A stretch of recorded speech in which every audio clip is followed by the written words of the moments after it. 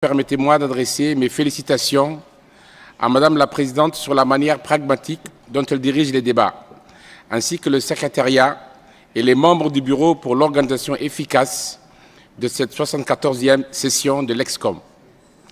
Mes félicitations vont également à l'endroit du Haut Commissariat des Nations Unies pour les réfugiés, pour le plaidoyer et les actions continues qu'il mène pour les personnes déplacées.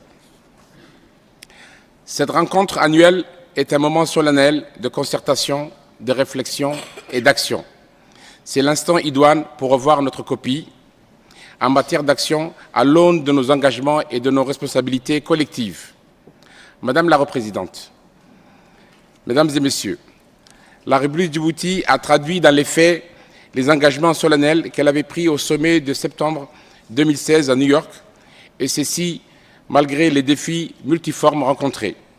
En effet, pour améliorer significativement les conditions de vie des populations réfugiées et des communautés hôtes, le gouvernement de Djibouti, avec l'aide des partenaires au développement, a engagé de vastes efforts pour développer des habitations résilientes avec un meilleur accès à l'eau potable et à l'électricité, ainsi que des constructions de routes, et ceci dans les différents sites où sont installées les populations réfugiées.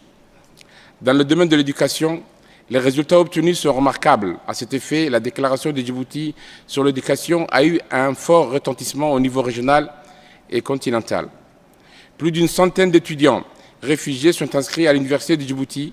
Certains d'entre eux ont bénéficié d'une bourse d'excellence gouvernementale pour des études à l'étranger, et ces derniers représentent parfois 40% au total des bourses dans certains secteurs.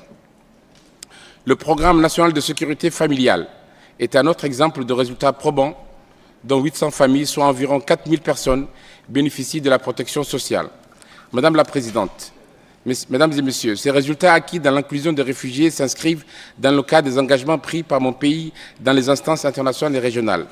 Malgré l'obtention de résultats tangibles dans le cadre des engagements pris par mon pays, l'assistance du système des Nations Unies n'arrête pas de diminuer. Par ailleurs, comme le haut-commissaire des Nations Unies pour les réfugiés a détaillé dans son discours d'ouverture, les populations demandeuses d'asile et les migrants qui transitent dans les pays fonctionnent aujourd'hui en vase communicant. C'est le cas pour mon pays, d'1 million d'habitants, qui est devenu au fil des années un pays de transit, de destination et de retour pour les migrants venus en majorité des pays limitrophes.